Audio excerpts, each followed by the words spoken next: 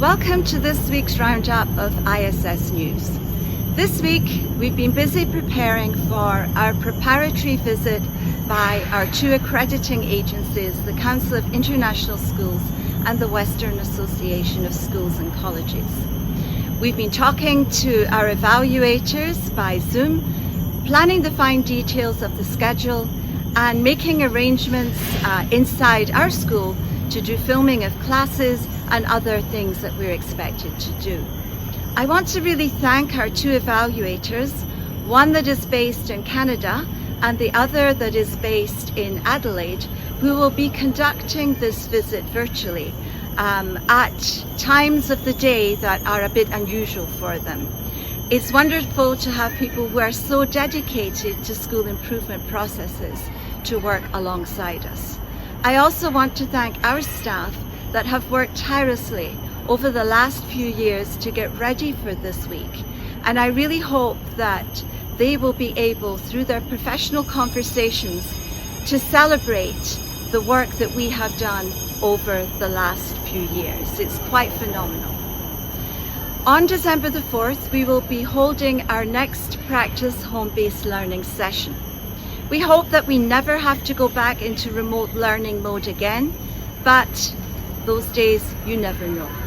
So we have been listening to your feedback and the feedback from staff and students, and we continue to tweak and adjust what we do so that we build the most robust program for our students so that learning remains intact regardless of whether we're teaching face-to-face or online. Earlier this week, I sent through to you a copy of our new guiding statements. We used feedback from surveys and from focus groups that have been held over the last months to really understand the extent to which our guiding statements were still relevant for our community.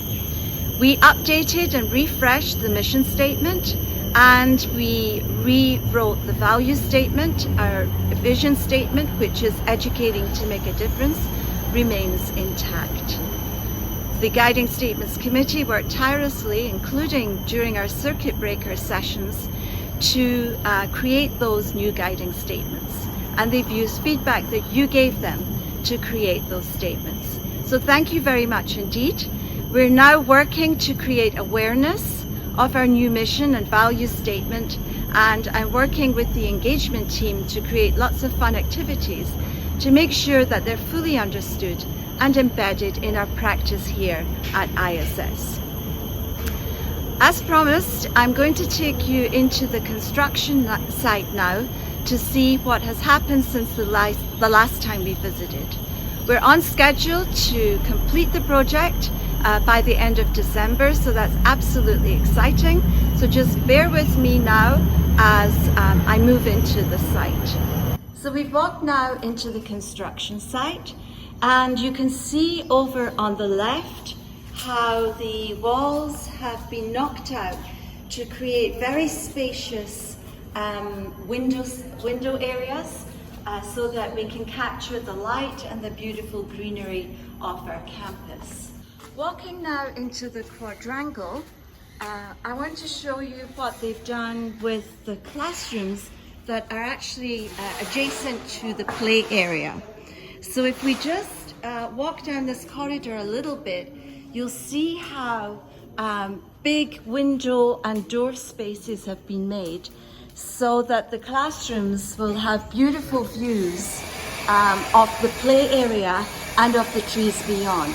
So that hoarding that you see on the other side of it is actually the play area. So beautiful big spaces that will have lovely views.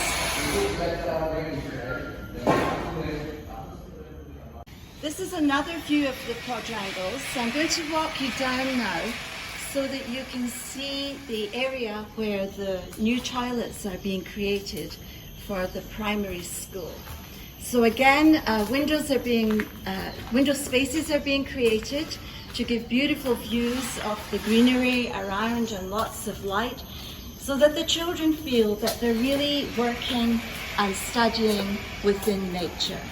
So just right at the end of this corridor, you will see some of the toilets that are still very much under construction, but it gives you an idea of what we're trying to do. So we're walking now into some of the cubicles that are being created. So again, lots of open light, lots of space for the toilets. An interesting feature of the new primary section is this open air multi-purpose area. It's being built in such a way that it can open up and it looks onto the quadrangle and can be used for all sorts of performances. It can be used for classroom, it can be used for all sorts of things. So this is going to look absolutely beautiful when it's finished, and I think will be a very useful and exciting space for our students. The quadrangle itself will have artificial turf, so this all still needs to be resurfaced, but it will be one of the later things that's done on the project. We have a couple of teams working on the project so that we can keep within our timelines, and every time I walk in here I see the amazing progress that they've made. Thank you very much indeed for tuning in to this week's News Roundup, and I look forward to speaking to you again next week when I'll be able to give you updates on our accreditation visit. Have a wonderful week ahead and a great weekend. Thank you.